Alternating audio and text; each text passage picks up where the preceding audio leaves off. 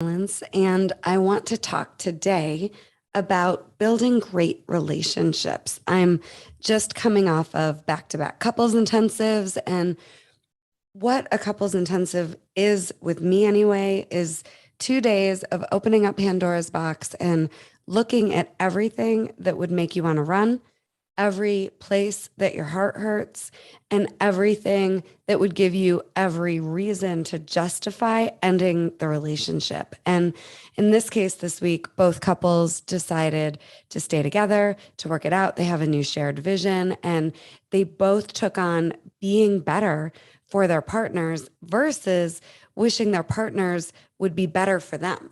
So I want to talk today just about some relationship tips and hacks. And it really is possible to nurture old relationships, build new ones, especially as we grow and evolve. We're going to attract people into our lives based on where we are now. And then the relationships that have been there, they can stay and evolve too. Sometimes they go away, which can be really heartbreaking, but it is possible to nurture the old relationships and have new ones and to be your best in relationship instead of wishing that other people would be better for you. Big, big difference when we're talking about relationships. So many people want to get something instead of thinking about what can I give and who can I be for this person.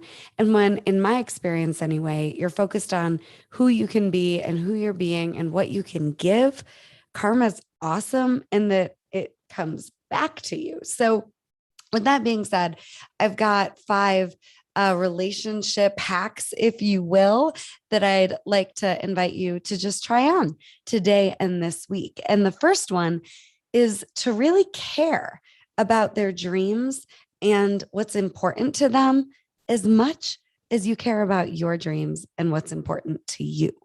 It's really easy, especially when we're all rebounding in a pandemic and trying to pick up the pieces, to be super, super, super self absorbed.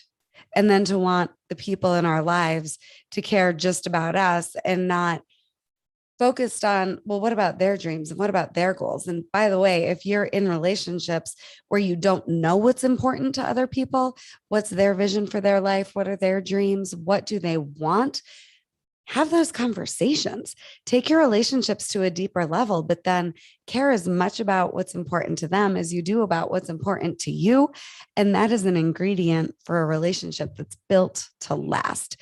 The second thing is to really think about your impact. You know, we hurt people's feelings all the time. I do it all the time without meaning to. Sometimes we meant to, but a lot of times it happens where we didn't mean to, but think about, like, how can I make this person's life better? How can I be the best type of person in their life that has them feel seen, that has them feel supported, that has them feel heard and gotten? Think about how you impact people. That's another just amazing, amazing relationship hack. And then the third thing is, do you have a job description with them? Meaning, do you know what type of support you are to them? I'm a lot of people's coach in retreats. I'm their facilitator. I'm also a sister. I'm a wife. I'm a mother. I'm a fun friend. I'm a friend that is an accountability partner. I have lots of different job descriptions with lots of different people. And often we miss that conversation as well. Like, especially if there's a situation where somebody's upset, what kind of support do you need from me? Instead of just trying to figure out how to fix it or help them based on your perspective, ask. And then know, like, what are we up to together? What's the vision for our relationship? And it might sound like a lot of work or silly, but I'm telling you, if your relationship has a job description, if your relationship has I know what this person needs from me and what I need from them to really feel like this relationship is going somewhere. It's so cool to just know. We have best friends, we have logistics support, we have, childcare support.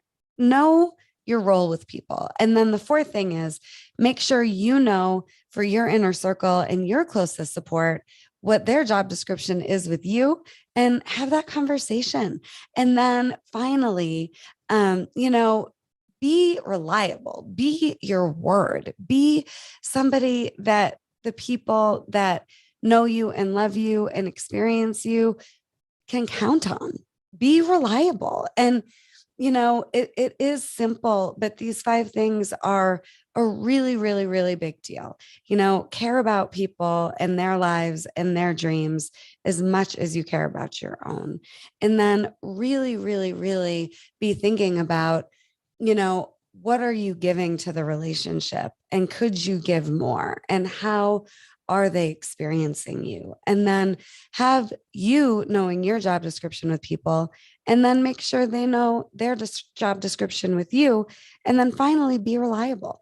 And these five things, they're basic, they're simple, and they're everything in relationship. And relationships are everything because we are built for connection. We are built for relationship. And it's easy to be your best when you're alone on an island. But what about being your best with people, even through the challenging times?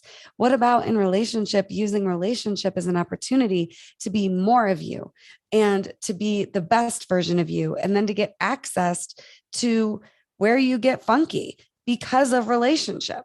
It's all amazing learning. And then there's nothing better than deep, deep, deep, profound intimacy. And you can do that in all of your relationships. It's emotional, it's connected. I'm not talking about sex. I'm talking about emotional intimacy where you see them and they see you and you're creating something together. Healing is possible, especially in relationships. If you want to get in touch with me, if you want to join me in the hot seat, if you want coaching or courses or intensives, go to RebeccahSilence.com today.